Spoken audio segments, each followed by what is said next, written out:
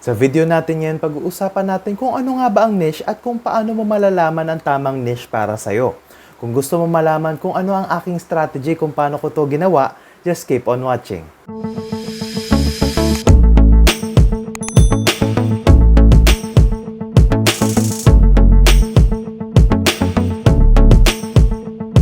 Nahirapan ka na bang i-manage ang channel mo?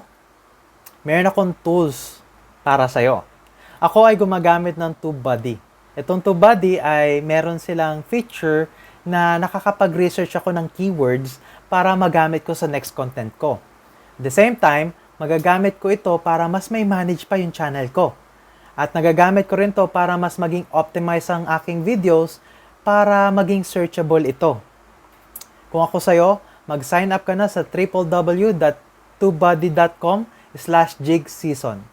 That's JIGGSSISON.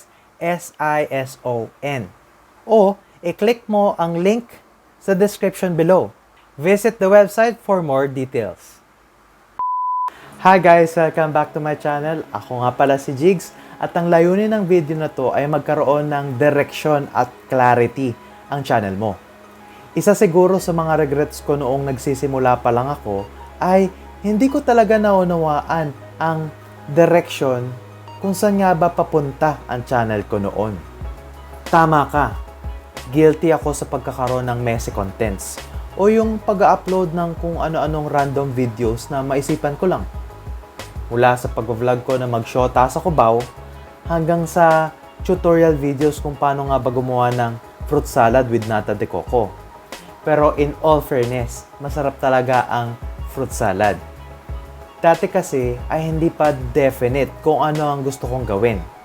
Kaya ang nangyari ay kung ano-ano lang din ang maisipan kong gawin.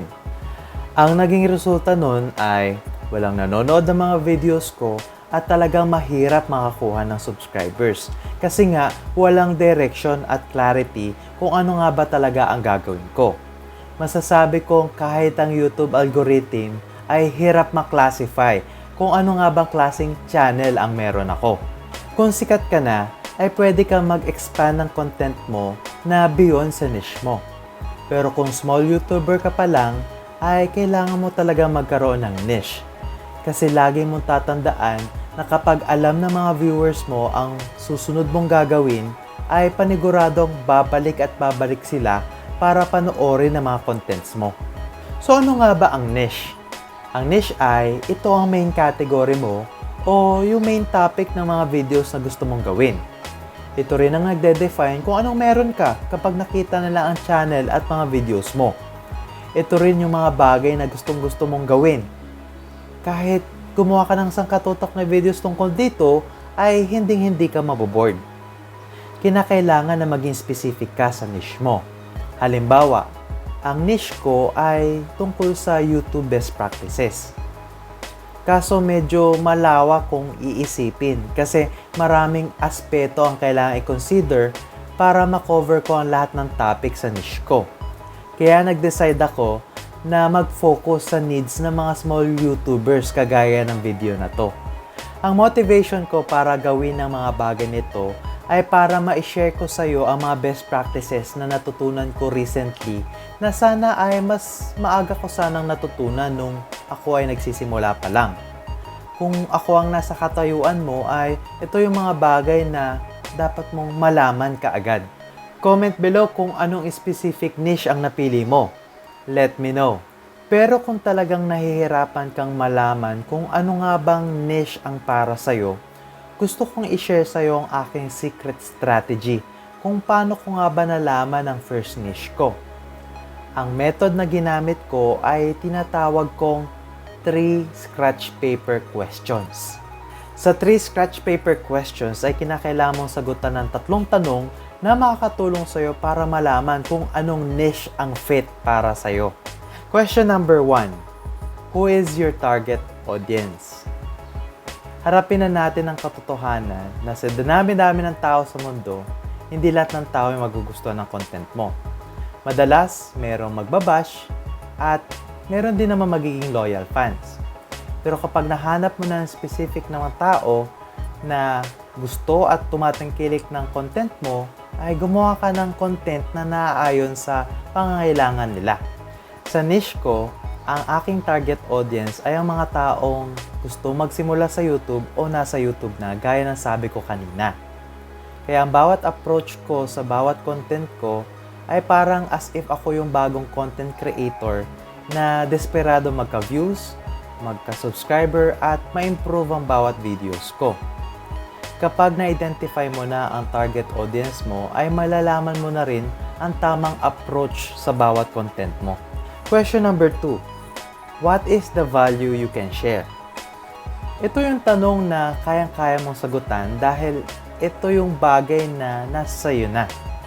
Ang kailangan mo na lang gawin ay i-align ng value na meron ka para sa target audience mo. Huwag mong pahirapan ang sarili mong mag-isip o gumawa ng ibang bagay na hindi mo kayang i-maintain. Ang kaya kong gawin ay i-share sa ibang tao ang mga bagay na alam ko at ang mga bagay na kaya kong i-research. Kaya kong gumawa ng mga video na nakakapag-inspire sa mga tao at i-share ang mga natutunan ko para makatulong sa ibang tao. Question number 3. When are you going to deliver? Tuwing kailan ka ba nag-upload ng mga videos mo? Dapat malinaw ito sa mga viewers mo kung kailan ka talaga nag-upload. Depende sa'yo, araw-araw ba, linggo-linggo, o buwan-buwan. Ang mahalaga ay kailangan mong maging consistent sa bagay na ito. Kailangan din may pakita ang iyong commitment and dedication sa paggawa ng content mo. Ang mahalaga ay nasa iyong mga kamay nakasalalay ang pace ng pag-deliver ng content mo papunta sa mga viewers mo. Sabi nga, it's all about good timing in everything. Ang mga sagot sa mga questions na to ay pwede mong isulat sa isang papel. Bilugan mo at ilagay mo sa isang lugar na lagi mong makikita para mas makapagplano kang mabuti para sa mga magiging content mo. Lagi mong tatandaan na ang specific niche mo ang magbibigay sa iyo ng direction at clarity kung saan ka man patungo. Tama ang quotation na sinabi ni Thomas Leonard. Ang sabi niya, clarity affords focus. Makakapag-focus ka sa content na gustong-gusto mong gawin at makakapag-focus sa mga viewers mo sa content na gustong-gusto nilang panoorin. Dahil sa mga nalaman mo, ay balikan mo na ang video ko tungkol sa paano ang best way para magsimula sa YouTube.